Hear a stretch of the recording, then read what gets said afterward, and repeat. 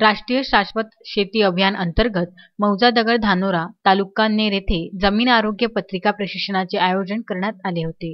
प्रशिक्षणात लाभलेले प्रमुख मार्गदर्शक डॉक्टर नेमाडे, कृषी विज्ञान केंद्र यवतमाळ यांनी माती परीक्षणाच्या आधारावर पिकांचे एकात्मिक अन्नद्रव्य व्यवस्थापन, सेंद्रिय कर्ब, जमिनीचा सामूज जमिनीत उपलब्ध नत्रस्फुरत पालाश व सूक्ष्म मूल्यद्रव्यांची मात्रा इत्यादी विषयांवर सभेला मार्गदर्शन केले। तसेच उत्पादनात शाश्वतता आणण्यासाठी व जमिनीचे आरोग्य अबाधित राखण्याकरिता सेंद्रिय खते, जीवामृत दर्शपणी, अर्क निंबोडी, अर्क यांचा वापर कसा करायचा यावर सविस्तरपणे मार्गदर्शन केले। तसेच पिकांवर सूक्ष्म अन्नद्रव्यांचा होणारा परिणाम, त्यांच्या कमतरतेमुळे पिकांवर दिसणारी लक्षणे यांचा कसा परस्पर संबंध आहे व सूक्ष्म अन्नद्रव्यांच्या वापरामुळे उत्पादनात होणारी वाढ याबाबत सविस्तर मार्गदर्शन करण्यात आले।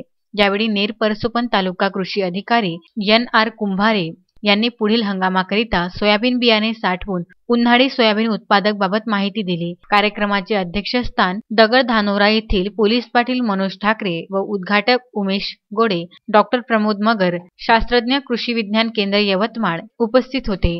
तसेच नेर तालुक्यातील प्रगतशील शेतकरी म्हणून हिम्मतराव देशमुख, नितीन देशमुख, खुशाल मिसळ, सदानंद पेचे, सूर्यकांत महल्ले यांचे सुद्धा मार्गदर्शन लाभले। प्रास्ताविक NR कुंभारे, तालुका कृषी अधिकारी नेर व कार्यक्रमाचे सूत्रसंचालन अनगा ढोले यांनी केले। या कार्यक्रमाला PP झोल्ले, मंडळ कृषी अधिकारी RK कानबाले, RS कांबळे, PG बघेल, MR Pustakar, VA Ingade, HD Shinde, NR पाचगाडे, LH Chavan, SS गुठे तसेच सर्व कृषी सहाय्यक उपस्थित होते व गावातील शेतकरी बांधव मोठ्या संख्येने उपस्थित होते। शेतकरी बंधूंनो नमस्कार, मी डॉक्टर सुरेश नेमाडे, कृषी विज्ञान केंद्र यवतमाळ 1 येथे कार्यक्रम समन्वयक म्हणून मी काम करतो आहे। आज रोजी आपण पाहत आहे की दगड धानोरा या गावामध्ये कृषी विभागाने शाश्वत शेती अभियानाअंतर्गत या ठिकाणी जमिनीचं आरोग्य व्यवस्थापन यावर एक कार्यक्रम आयोजित केला होता आणि ह्या कार्यक्रमामध्ये मला कृषी विज्ञान केंद्राचे शास्त्रज्ञ म्हणून या ठिकाणी मार्गदर्शनासाठी बोलवलं। खऱ्या अर्थानं आपण जर पाहिलं तर आज आपण शेतकरी बांधव अनेक प्रकारचे प्रयोग आपल्या शेतामध्ये करत असतो। हे प्रयोग करत असताना त्या ठिकाणी खर्च करूनही पाहिजे तसं अपेक्षित उत्पन्न त्यांना गाठता येत नाही, मिळवता येत नाही।